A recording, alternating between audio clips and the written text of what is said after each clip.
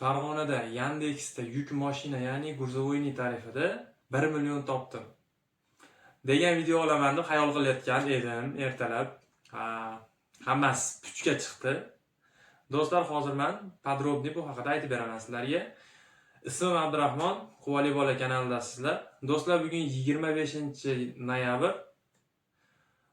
Men kecha Yandex polni telefonimga ustanovka qilib, borib taksoparkdan ro'yxatdan o'tkazib, xullas hamma yo'q tayyor bo'lgan. Bugun o'qishga borib, где-то soat 12:30larda ishga chiqdim. Farg'ona shaharda o'zida ishladim. 12:30dan где-то bir 40 minut kutganimdan keyin birinchi zakaz keldi. Mana bunaqa ekan. Meni mashinam, agar bilmaganlar uchun, Chang'an pikap, rasmini ham qo'yib qo'yaman. Menda ochiladigani faqat gruzovoyniy, keyin dastavka tarifi ochilar ekan. Ikkala tarif ochilar ekan. Endi birinchi gruzovoyniyda o'zi faqat yuklagan chaqirsa bo'ladigan tarifini qo'ydim. Unda umuman nima kelmadi. Obedgacha umuman zakaz kelmadi. Men o'qishda ham bo'ldim, o'qishdaligimda ham yoqib qo'ydim. Umuman zakaz ham kelmadi. Keyin o'qishdan chiqib, где-то 12:30larda nima kuryerda ham qo'shdim. 40 minutdan keyin birinchi zakaz keldi. Do'stlar, 6 kilometrga borib, e'tibor beringlar, 6 kilometrga borib dori zakaz qilishdi. Bir 6 ta 7 ta dorini olib chiqib berdi. Nimadan, aptekadan. Uni keyin bu yoqqa 4 kilometrga borib tashladim. 10 kilometrga do'stlar menga 11 ming so'm pul yozibdi. 12 ming berdi. Hali aptekadagi bola menga 12 ming berdi. Shu bilan birinchi zakaz o'sha bo'ldi. Uni ham skrinshotlarini qo'yib qo'yaman. Mashinada to'g'ri videoga olganim umuman xayolda ham bo'lmadi. Keyin vaziyat ham bo'lmadi. Chunki u berayotgan summalari va shu melisligi uchun men g'ashim ham kelib qoldi. Vaqtim ketayotgani uchun. Ikkinchi zakaz bo'lsa, ikkinchi zakazni yaqin o'rtadan berdi, lekin vaqti uzoqqa berdi. HDMI port olib borib berdim. Uzun kabel HDMI kabel ekan. O'shini olib borib berdim. Uni даже bir 7 kilometrga ham olib borib berdim. Uni ham 12, u даже 10 ming ekan do'stlar. Adashmasam 10 ming. Men qo'yib qo'yaman skrinshotlarini. Xullas, o'shnaqa bo'ldi. Uchinchisini ham bitta dori berdi, keyin to'rtinchisi uje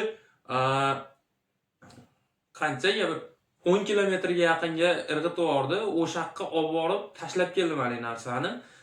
Общий men soat 4:30gacha, 12:30dan 4:30gacha 50 ming so'm pul topibman. Bu komediyaning hali qiziqarli, keyin g'ashingizni keltiradigan holat. 50 ming so'm pul topibman. Ketgan vaqt keyin quyib, unga hali masalan 50 mingga qaytib o'ziga gaz quyishga to'g'ri keladi-da. Mashinaga meniki masalan 100 mingga polni gaz to'lsa, 100 minglik gaz bilan 200 kilometr, Darnida 230 kilometr yo'l bosadi-da. Men shaharda ichida svetoforda как положено yurildi, 200 ga urib beradi.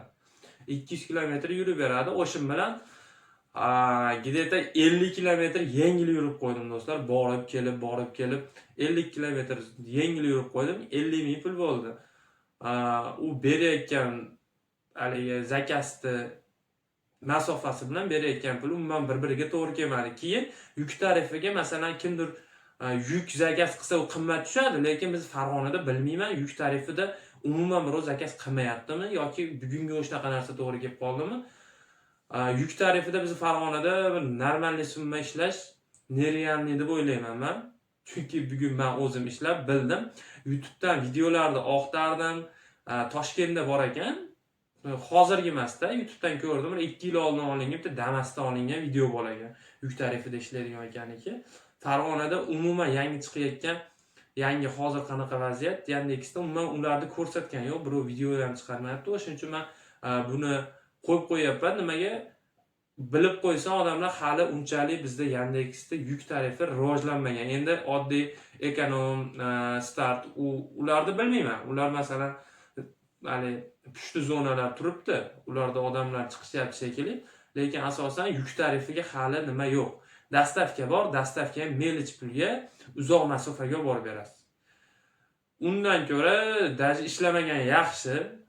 Yuk mashina men bo'ldi. Bugun o'sha tobamga tayandim. Bugundan u Yandexda o'ylaydigan nima emas. Endi Toshkentda bo'lsa bo'lishi mumkin. Instagramda kecha-kech payt bittasini ko'rib qoldim. Toshkentda 3 ta zakaz uraman kuniga dedi. Yuk tarifida xuddi menikidaqa changan mashinada ekan. O'shanaqa dedi. Bizi lekin Farg'onada hali unchalik rivojlanmabdi bu narsa. Hozir men hamma skrinshotlar bilan qo'yib qo'yaman, ko'rasizlar. Agar to'g'ri kelsa, ishlasanglar ishlayverasizlar. Prosta men YouTube'dan bu haqida informatsiya topolmadim.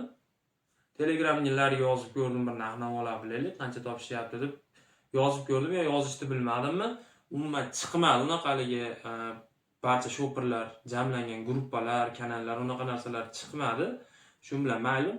Ben Farg'onaga boraman. Farg'onada monomarkazda o'qiyapman. Svarshili sohasida 4 xil svarshilida o'rgatyapti hozir.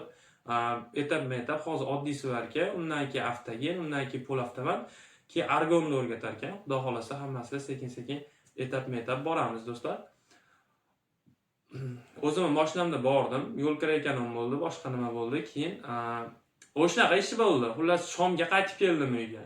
Shomgacha vaqtim mana Farg'onada ashini deb o'tdi, lekin tuzukkina kilometr bosildi. Farg'onani 4 marta zakaz qilgan bo'lsa, To'rala burchagidan zakaz qilishdi. Kasha. Yuk mashinada hozir Farg'onada ish yo'q ekan do'stlar.